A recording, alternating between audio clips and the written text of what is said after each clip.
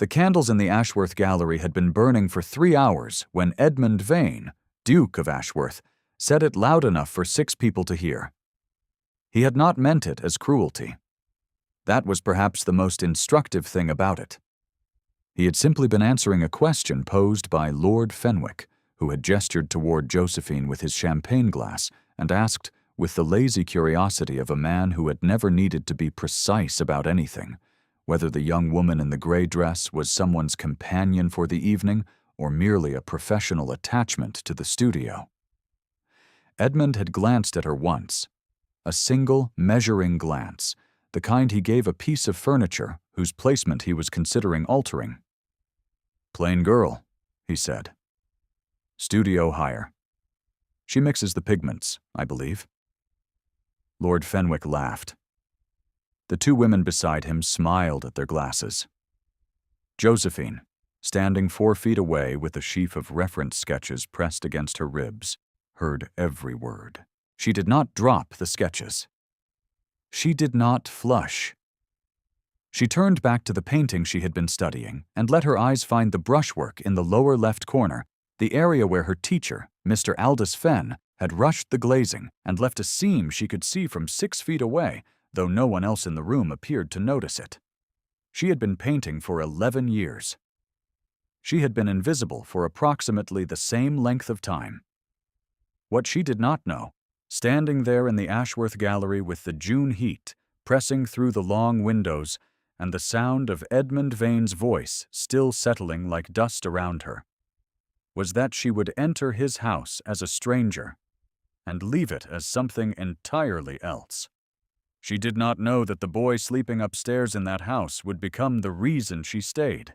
She did not know that the man who had looked at her like furniture would one day stand in a ballroom full of the same people who had laughed over their champagne glasses and say her name in a voice that made every other voice in the room go quiet. She knew none of this. She only knew that the seam in the lower left corner of Fenn's glazing was visible, and that she could have corrected it in 20 minutes, and that no one had asked her. Josephine Schmidt had turned 23 that April in the 2-room lodging above a cobbler's on Margate Lane that she shared with her widowed mother and a drafting table that took up most of the second room's floor. Her father had been a German clockmaker who had come to London 30 years before with a gifted pair of hands and an absolute conviction that precision was its own form of beauty. He had died when Josephine was 16, leaving the precision and taking the income, and she had walked into Fenn's studio at 17 with a portfolio of charcoal studies and asked, very quietly, whether there was work for someone who could draw a hand correctly. There was, as it turned out, though the work was not glamorous and the attribution was not hers. Fenn's studio produced portraits for the upper half of London's social register, charging sums that ranged from 12 guineas for a miniature to 60 for a full-length commission. Josephine worked under the studio's name. She prepared the canvases, mixed the pigments, executed the preliminary drawings, and frequently painted more than half of a finished work before Fenn signed it. She received a wage of 8 shillings a week and the understanding that her name would not appear on anything. This was not unusual. This was simply how things were done for women who wished to work in studios. She had understood the arrangement from the beginning. She had simply expected, in the private and carefully managed space behind her practical acceptance of it, that the arrangement would eventually change. It had not changed. It had, in fact, produced the gallery opening, the candles, Lord Fenwick's careless gesture, and the plain girl comment delivered in the voice of a man who was constitutionally incapable of wondering what the plain girl thought about it. When the commission arrived at Fenn's studio 6 days later, it was for a portrait of a child. The Ashworth ward, a boy called Thomas, 7 years old, was to be painted in the small sitting room off the east wing, in the manner of a gentleman's son, 40 guineas, payable upon completion to the studio. Fenn assigned it to Josephine without looking up from his correspondence. She took the coach to Ashworth on a Tuesday morning in late June, with her traveling case of pigments and her portfolio under her arm, and the specific set of her spine that she had developed for entering houses where she was expected to use the servants' entrance. The butler, a thin man named Graves, received her with the particular courtesy that large houses reserved for people whose services were needed, but whose persons were inconvenient. He installed her in a studio room on the ground floor, north-facing, good light, adequate but not elaborate, with a chair and a table and a view of the kitchen garden. He informed her that Master Thomas would be brought to her in the afternoons, from 2 o'clock until 4, and that the Duke was not in residence until Thursday, and she was not to require anything from the main household staff that was not strictly necessary to the commission. Josephine thanked him and set up her brushes in order of size. Thomas did not come on the first afternoon. He did not come on the second. On the third afternoon, Josephine found him herself, not in the studio, but in the schoolroom 2 floors up, sitting on the window seat, with his knees drawn to his chest and his face turned to the glass, crying in the controlled, effortful way of a child who has been told that crying is an indulgence and who is nevertheless not able to stop. She stood in the doorway for a moment. The schoolroom smelled of chalk and the particular staleness of rooms that are used by obligation rather than affection. Thomas was 7 years old and small for it, with dark hair that needed cutting and a coat that fit him as though it had been made for a different child entirely, which it probably had been. She did not say anything immediately. She crossed the room and sat on the window seat beside him, not touching him, and looked out at the garden he was looking at. After a long minute, he said, without turning, "You're the painting lady." "Yes," she said. "I don't want to sit for a portrait," he said. "All right," she said.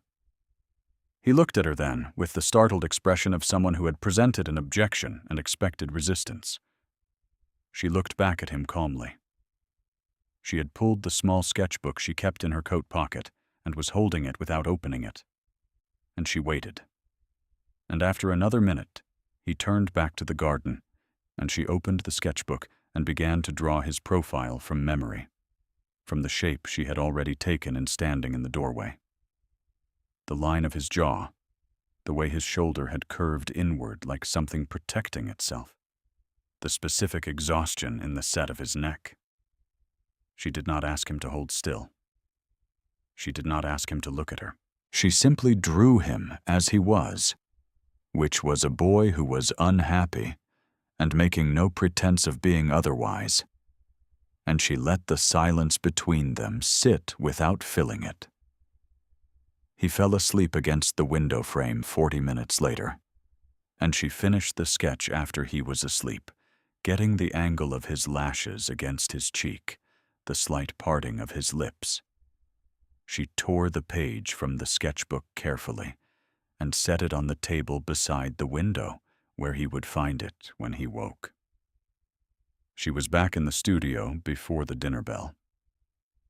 She did not know that Edmund had come home a day early. She did not know that he had gone upstairs looking for Thomas, and found the schoolroom door half open and stood in the shadow of the corridor outside it for 12 minutes while she sat with his ward in the window seat, not speaking, simply present with him in his unhappiness.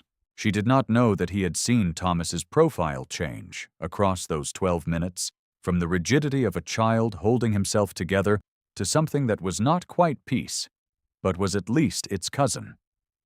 Edmund Vane had been the boy's guardian for 4 years. He had not once managed to sit beside Thomas in that schoolroom without the air between them going formal and impossible. He had watched a woman he had dismissed as studio hire do it in 40 minutes, simply by not requiring anything from the boy at all.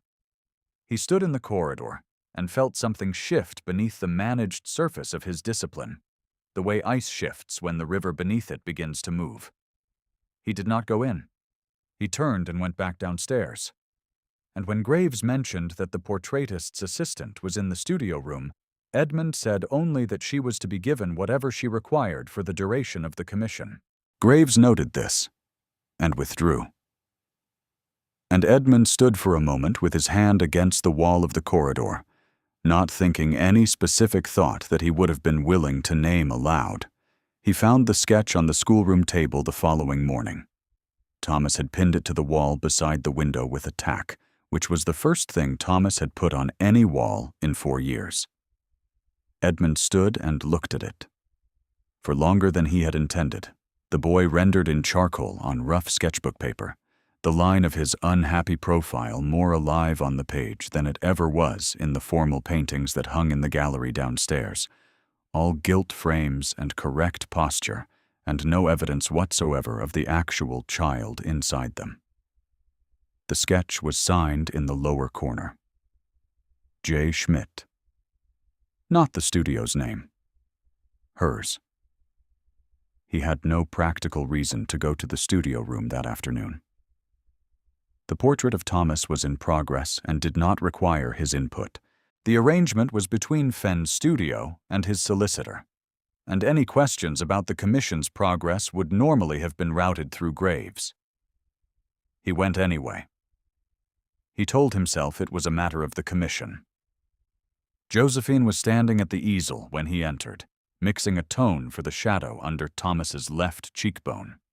She turned when she heard the door, and her expression resolved from concentration into the particular careful blankness she had perfected for encounters with men who held authority over her immediate circumstances. "Your Grace," she said.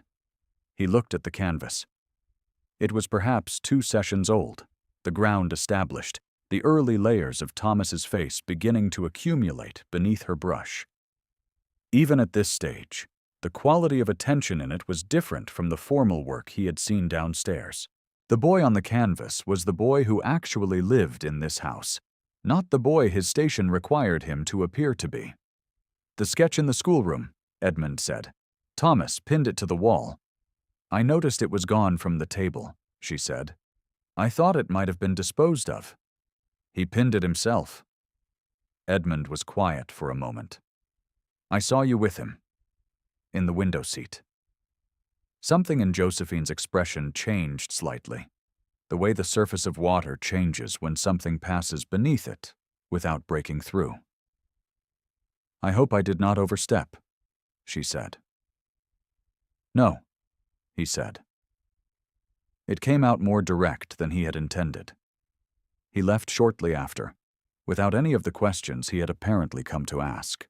She watched the door close behind him and permitted herself one precise observation, that his voice, when it was not performing authority for an audience, was a different instrument entirely. She returned to the shadow beneath Thomas's cheekbone and did not think about it further.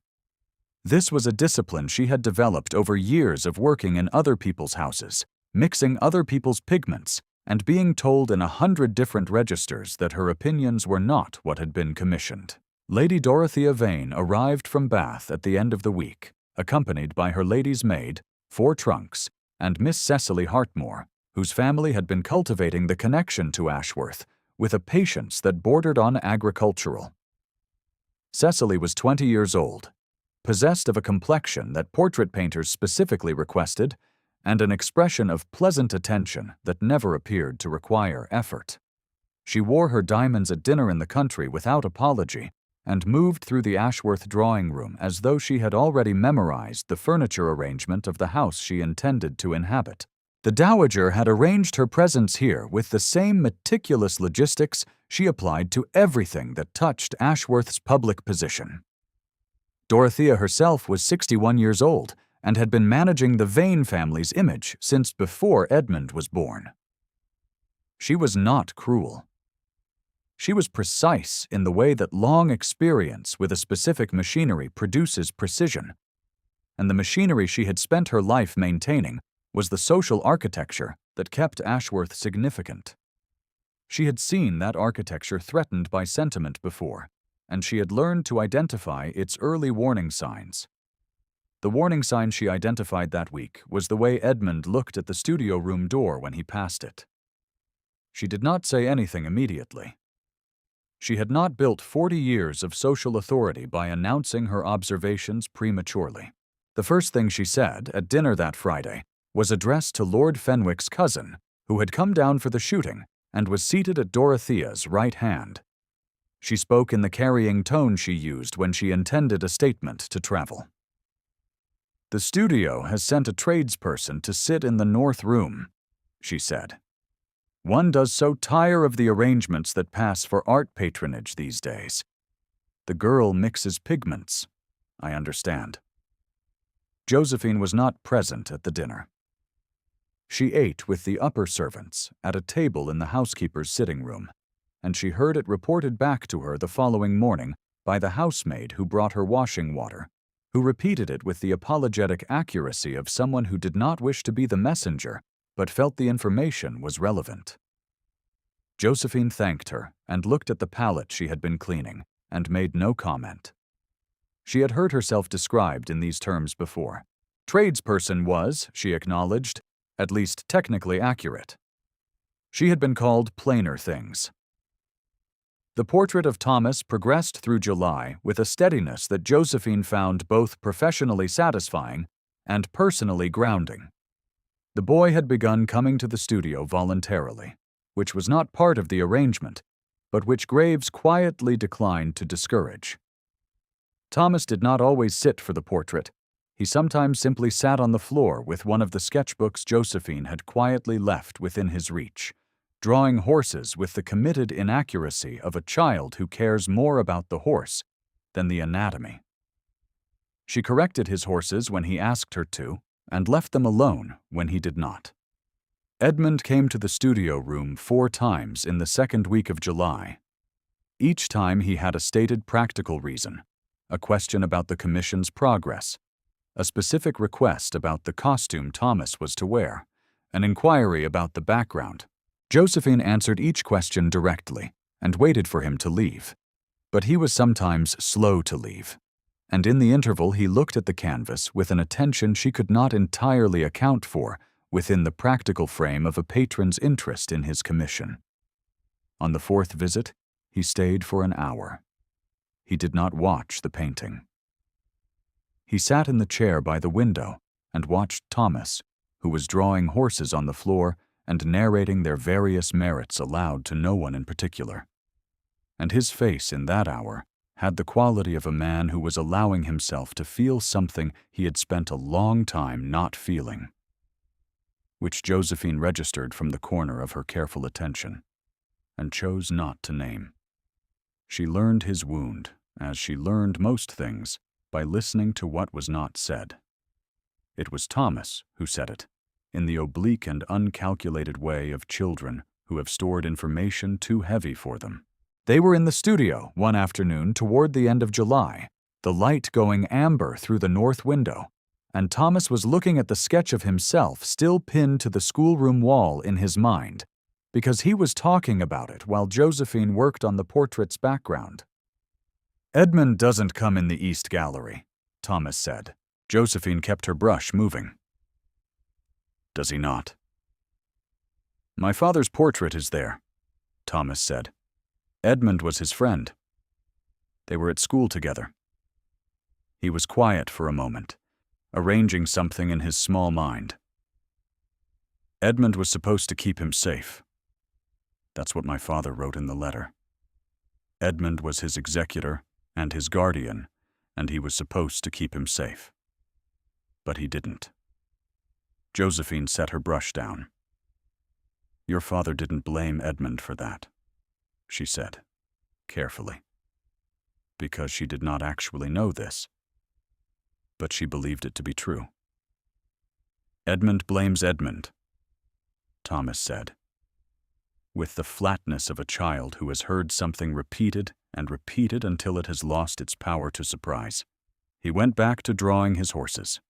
Josephine looked at the canvas for a long moment, at Thomas's painted face looking back at her with the particular quality of attention she had worked to give it, alive and present and worthy of being seen. She understood something then about the coldness she had observed in Edmund Vane, about the managed discipline and the careful distance from everything that required him to feel responsible for the living rather than accountable for the dead.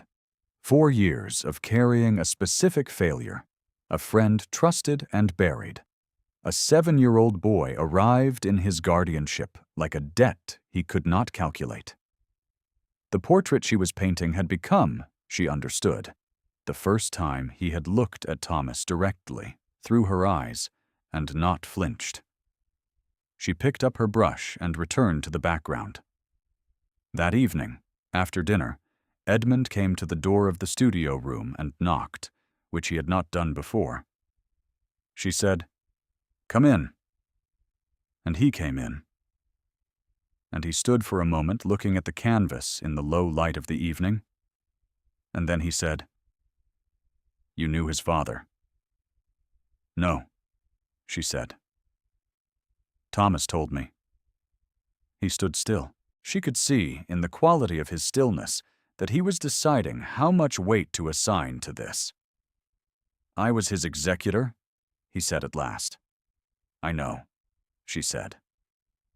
He looked at her then, not the way he had looked at her at the gallery opening, not the measuring glance toward furniture, but with the direct, slightly alarmed attention of a man who has been seen accurately and has not yet decided how to manage it. "He trusted me to look after things," Edmund said. "I was occupied with parliamentary matters when the fever began.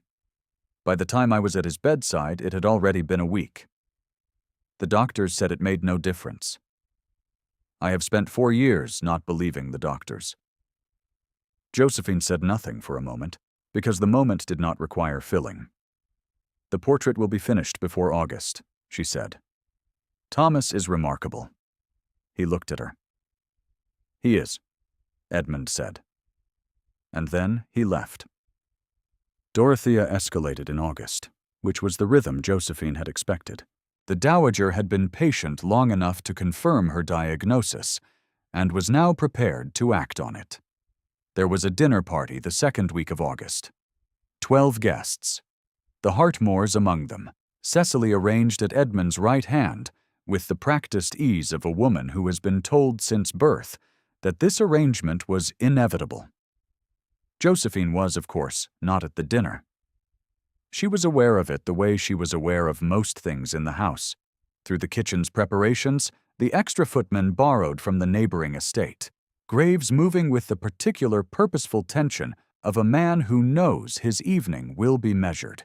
She was in the corridor outside the studio room, returning from the library with a reference volume on Flemish portrait technique, when she heard Dorothea's voice from the drawing room, the door having been left ajar by a housemaid who had not calculated the carrying power of the dowager's register. "The girl is very adequate for a tradesperson," Dorothea was saying. "One does not expect more. Mr. Fenn has always supplied competent helpers." It was the second time Josephine had heard the specific word, in the specific tone that made it mean something it was not quite saying. She continued down the corridor and went back to her pigments.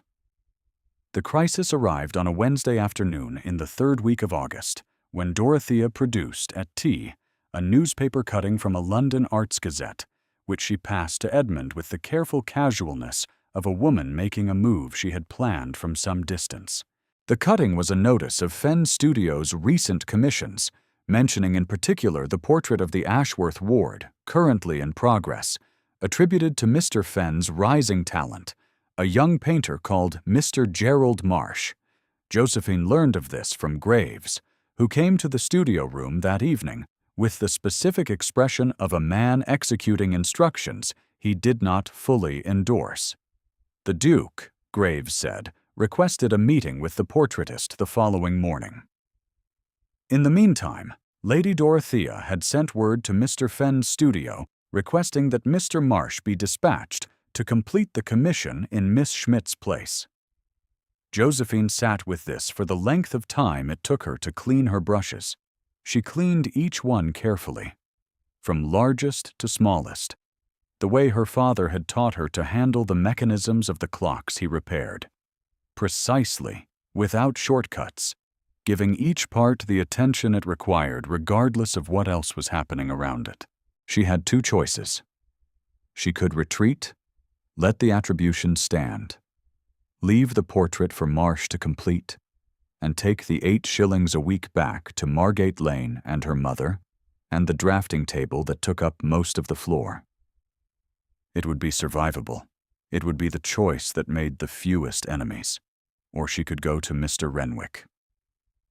Silas Renwick was Edmund's solicitor, a precise gray-haired man who had come to Ashworth at the beginning of July to manage a separate matter regarding the estate, and who had, in passing, been the one to execute the commission contract with Fenn's studio.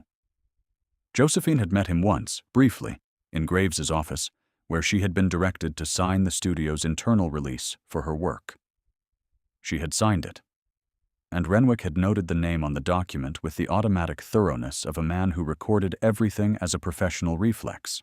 The commission contract, she knew, had been drawn between Renwick and Fenn's studio and specified the work to be performed by the studio. But Fenn, in his usual administrative carelessness, had attached her preliminary sketches to the contract as evidence of the planned composition. The sketches were signed. J. Schmidt. The same signature as the sketch on Thomas's schoolroom wall.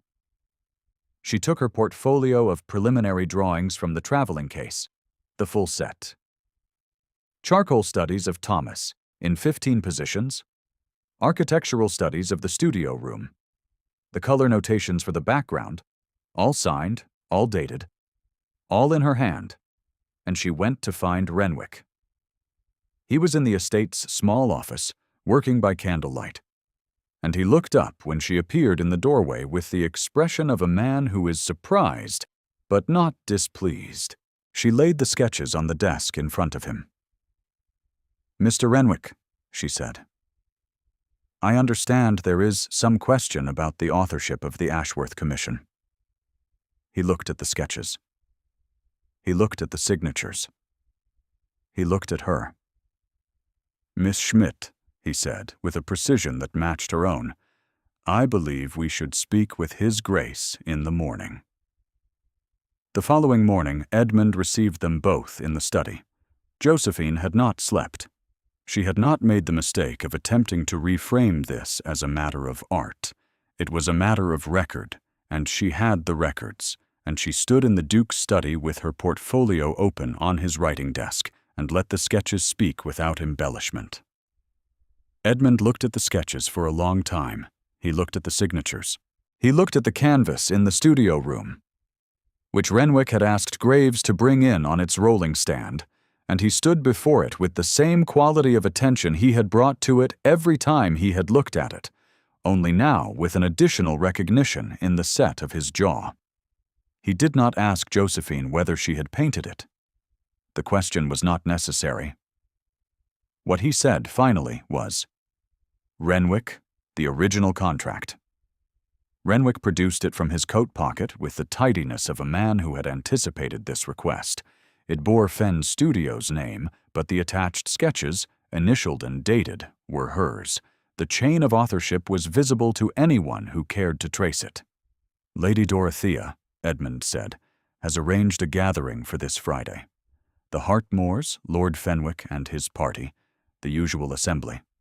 He was quiet for a moment.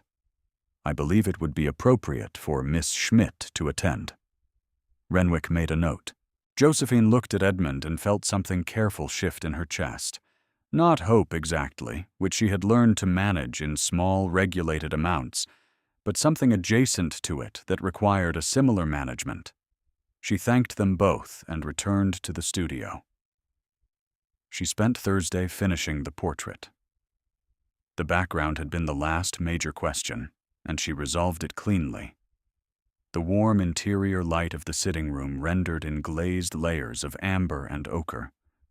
Thomas's face at the center of it with the quality she had been building toward since the first session.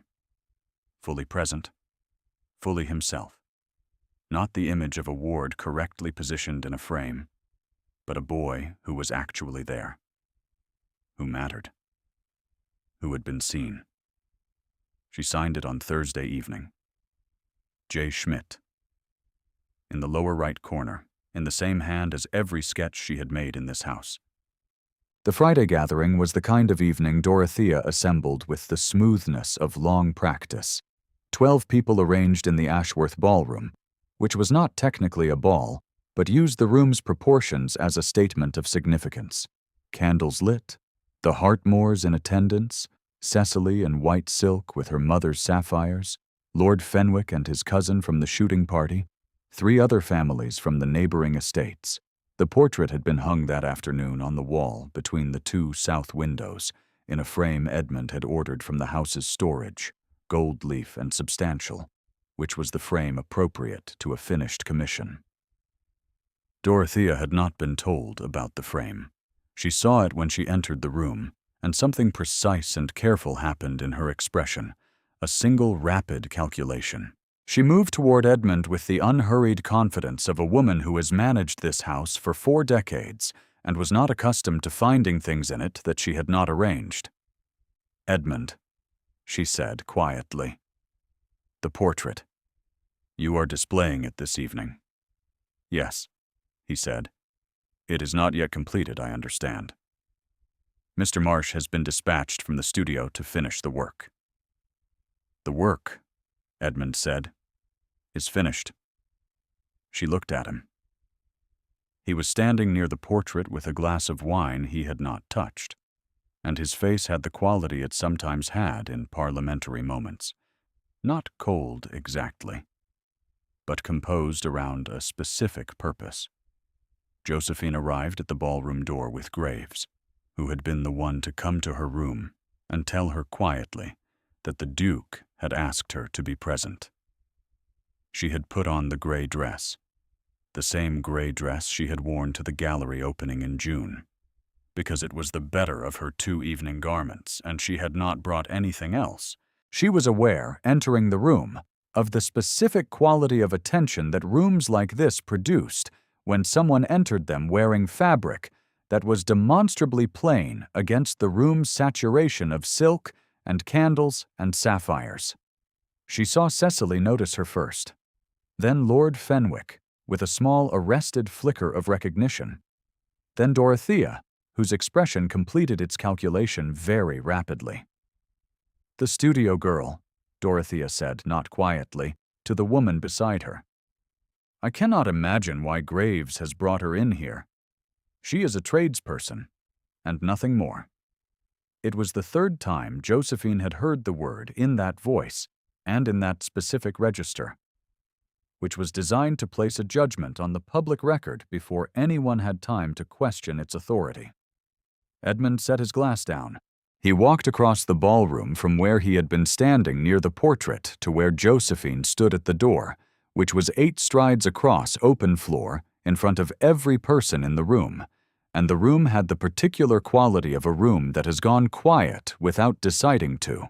He stopped in front of her. "Miss Schmidt," he said, in the voice that carried, "painted this portrait." The room was very still. The preliminary sketches, the composition, the execution, all her work. Mr. Renwick holds the documentation. I have examined it myself. He turned then, not to Dorothea, but to the portrait on the wall, and the room's attention turned with him. Thomas sat for her every afternoon for 6 weeks, because she was the first person in this house to see him accurately. I have been looking at that quality in his face since she began laying it in, and I did not understand it until I saw his face outside the painting as well. He paused. She deserves to be introduced correctly, and I intend to introduce her correctly. He turned back to her. Josephine's heart was performing a small and inconvenient procedure somewhere behind her ribs. She held very still. "My guests," Edmund said to the room, "have already seen Miss Schmidt's work. Several of them were present when I described her, at the gallery in June. in terms that were both inaccurate and unjust. He was looking at her when he said it. "I am correcting the record." Lord Fenwick made a sound that might have been a cough. Dorothea's fan was held at a height that indicated very clearly that she was not going to speak until she had something worth saying, which meant she was not going to speak for some time. Cecily looked at the portrait, and then at Edmund's profile, and then at Josephine.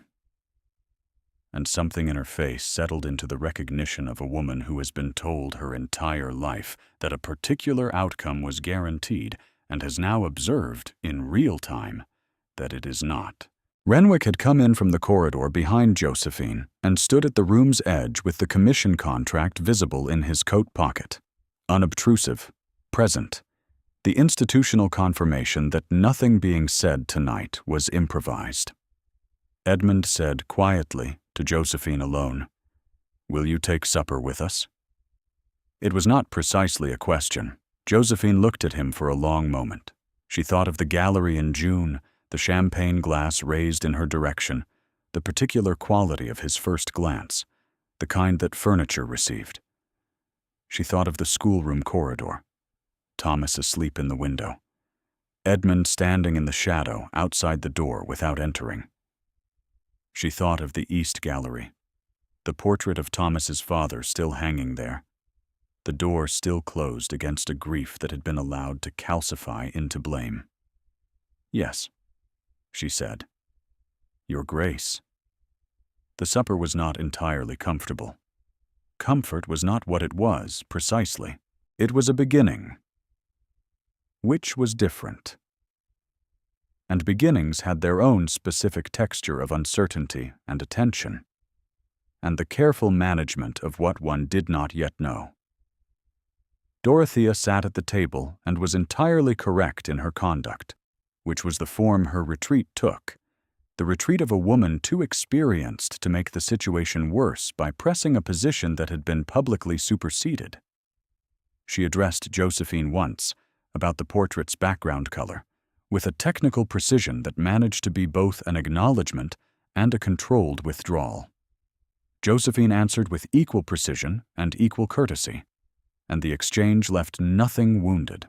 The season in London continued through September, and Edmund's attendance at it was noted, and what was noted particularly was the woman he brought to 2 different gallery openings in his company, once in August and once in September, plainly dressed in a gown that fit her exactly because she had made it herself, standing next to the Duke of Ashworth in a room full of people who had formed an opinion about her in June, and were now, in the procedural way of crowds that are guided by someone they consider authoritative, quietly revising it. He called her Josephine in public for the first time at the second gallery opening, in a room where 6 people who had been at the Ashworth Gallery in June were present. He did it without announcement or ceremony, simply by using the name, which in a room that had spent the season referring to her as Miss Schmidt, or, in Dorothea's original framing, as the studio girl, functioned as the kind of statement that requires no elaboration. She called him Edmund for the first time in private, in the East Gallery at Ashworth on an afternoon in October, when they stood together in front of the portrait of Thomas's father, which Edmund had not entered the room to see in 4 years. She had asked him, very simply, whether he wished to go in. He had said nothing for a moment, and then he had opened the door. The portrait showed a man of 35 or so, dark-haired, with something in the set of his eyes that she could see also in Thomas's face, a quality of alert attention. Edmund stood before it and said nothing. She stood beside him and said nothing. The gallery was cool, and the afternoon light came in at an angle that caught the dust on the frame. After a long time, Edmund said, "He would have found it absurd, my carrying this." "Probably," she said. "Thomas would agree with him." Edmund made a sound she had not heard from him before, a small exhaled thing, not quite a laugh, not entirely, not one. He offered her his hand on the way out of the gallery, not formally, not as protocol, but with the directness of a man who had spent 4 years being very careful about what he permitted himself and had decided this afternoon to be somewhat less careful.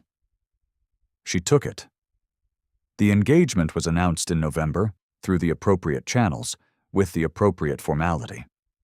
Renwick executed the settlement documents with his usual precision. Cecily had, by November, become engaged to a viscount from Derbyshire, which everyone who knew anything about the Hartmore family considered a satisfactory result. Dorothea attended the announcement dinner and was gracious in the particular way she was gracious when she had arrived at the conclusion that the correct thing to do was to be gracious, which was a kind of strength, whatever else it was. The wedding was in December, at the Ashworth Chapel, which was small and cold and beautiful in the way of rooms that are old and have held a great deal. Thomas stood at Edmund's side in a coat that fit him properly, which Josephine had seen to, and he held himself with the particular dignity of a child who has been told he is important to the occasion and has decided to believe it. They did not have a large wedding. Josephine did not want one, and Edmund did not push for one, and the intimacy of the small chapel on a morning when the first snow of winter was beginning to settle on the kitchen garden seemed correct in a way that a ballroom full of people could not have been. They were married before 11 o'clock, and the snow was coming down steadily by noon.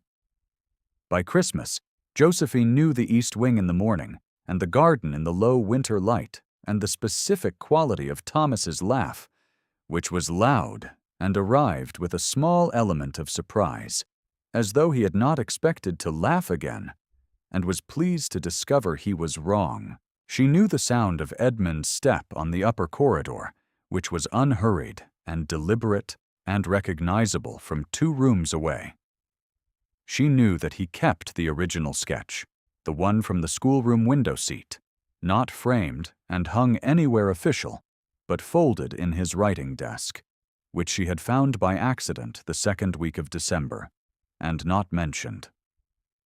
On the last evening of the year, she was sitting by the study fire with the small portfolio from her traveling case open on her lap, returning to the preliminary sketches for Thomas's portrait, not to revise them, but to see them as she had seen them 6 months ago in the studio room with the north light coming in, and Thomas drawing horses on the floor beside her. The sketches were exactly as she had made them, the signatures in the lower corners exactly as she had put them. J. Schmidt, which was still her name, and now also not the whole of it. Edmund came in from the corridor and sat in the chair across from her, and they were quiet together for a while, the way they had learned to be quiet together, which was entirely different from the quality of quiet she had maintained in the Ashworth Gallery in June, with the sketches pressed against her ribs, and his voice still settling like dust. Thomas was asleep upstairs. The snow was falling outside the study window, covering the kitchen garden and the gravel drive, and the bare elm at the east corner of the grounds that Thomas had shown her in November, with a kind of proprietorial pride, as though the elm were his own particular contribution to the estate. Josephine looked at the sketch in her hands, Thomas in the window seat, his profile turned to the garden she now knew, the exact curve of his shoulder, the line of his unhappy face at rest. She thought of the gallery in June, the plain girl comment, the candles, the 6 people who had been near enough to hear. She thought of the north-facing studio room and the smell of pigment and the way the afternoon light had moved across the canvas as the portrait accumulated session by session into the thing it finally was. She thought of the sketch she had left on the table beside the sleeping boy, which he had pinned to the wall and which Edmund had carried in his desk ever since, unframed and significant. The first time either of them had seen Thomas accurately, and not flinched from what they saw. Edmund was watching her. You are thinking about the portrait, he said. The preliminary sketches, she said. I keep returning to the first one, the schoolroom. He reached across and turned the portfolio page to the first sketch in the series, the one she had made from the doorway before she had even crossed the room. Thomas, a small figure in the window seat against the afternoon light. This one, he said. That one, she said. He kept his hand on the page for a moment, and she let him. And the fire was warm, and the snow was coming down outside the glass. And Thomas was asleep upstairs in the east wing in a coat that fit him, and a room where drawings of horses covered the lower half of the wall because no one had told him to stop.